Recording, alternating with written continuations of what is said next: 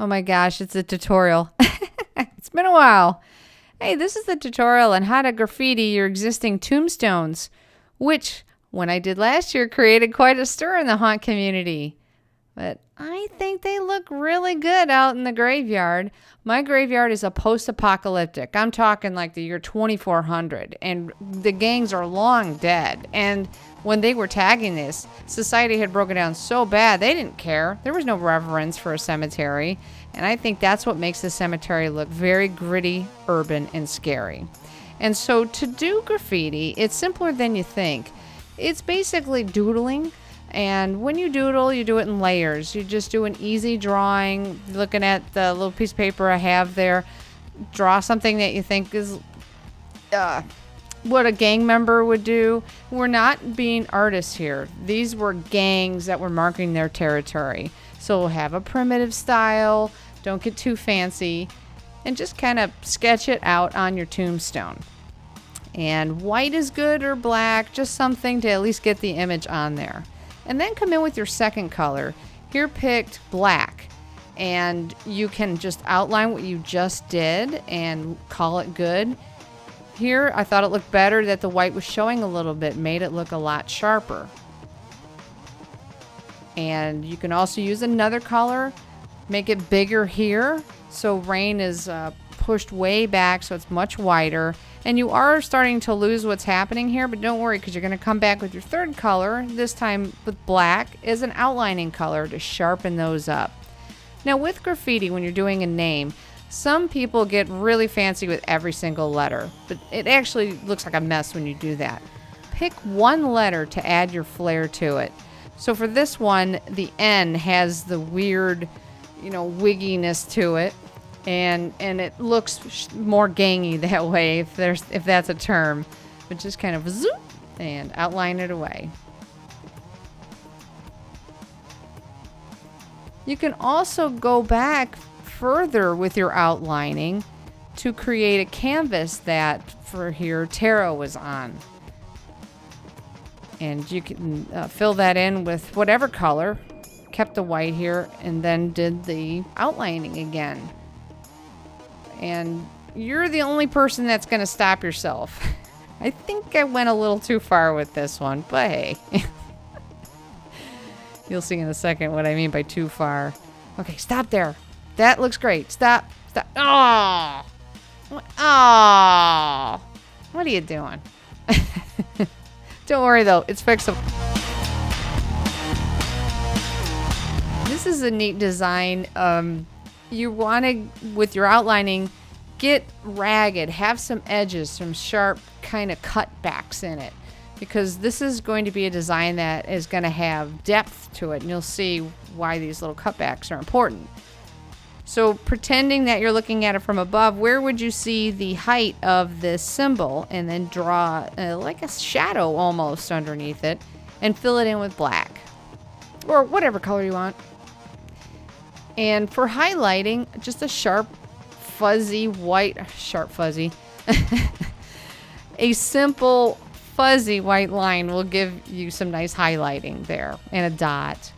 And you can keep going, but always go back and resharpen whatever outline line you had. Here, the black one, because it'll get fuzzy with the different layers of color.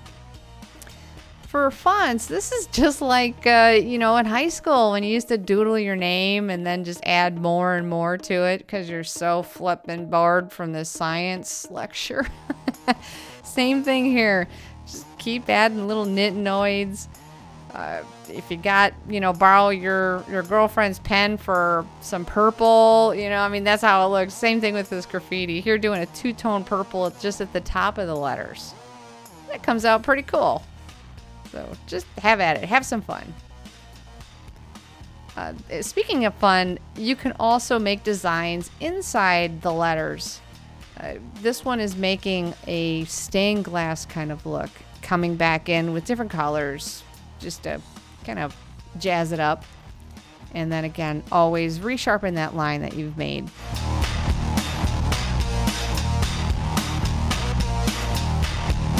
For vampire here, if you want to have a dripping liquid look to it, what you can do is starting at the bottom, hover your airbrush, load it up, and then flip right up. So start at the bottom, hover, get the paint going, and then whoop, up it goes. And it gives it a liquidy kind of drippy look to it. And for a final touch, one sharp hit of a white dot.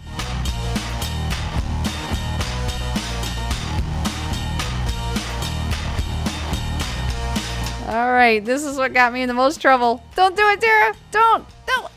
No, Tara. Oh, did I get yelled at for this?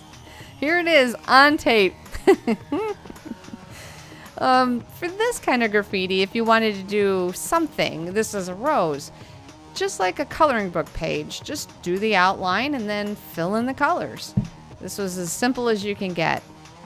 And I imagine it was like a 16-year-old girl that was doing this. So she was doing all the, the little star sprinkle thing and sharp lines for highlight. You'll see the little star sprinkle thing here in a second, but just had fun. There it is.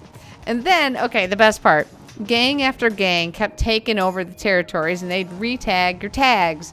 And so you're going to do the same thing. Keep tagging over your tags. And it's great for like this one here. I really didn't like how it turned out, so I just tagged right over it to make it look better. So it's a great mistake fixer-upper.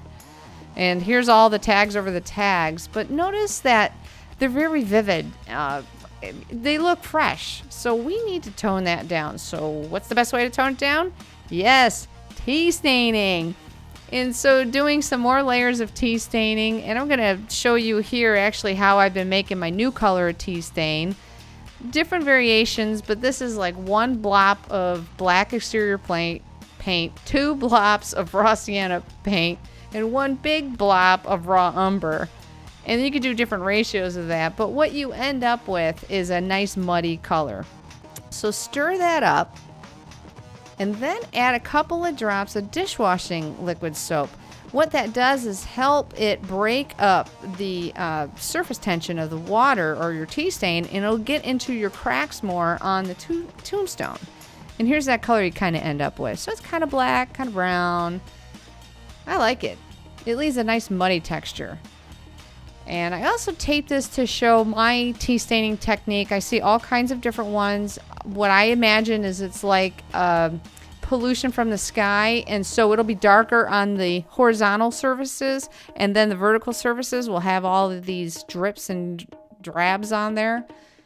And do as many coats of tea stain that you think you need to help bury your graffiti. And if you're making a new tombstone, do the graffiti before you do any of your tea staining. But make more tea staining if you need it, and then see that glorious tea stain on the floor, sop that up and use it again. And here we are out in the graveyard, how it looks. I hope you like it. I loved it. To me, it makes the graveyard scary, actually. I never thought graveyards looked that scary, but I think with this urbanized graffiti, these are some scary dudes that are hanging around here. It adds that element of ugh. And at night, it tones it down really nice, but you can still see it quite well. Well, this was an interesting thing last year, but still glad I did it and glad you watched. Take care, everybody. Bye-bye.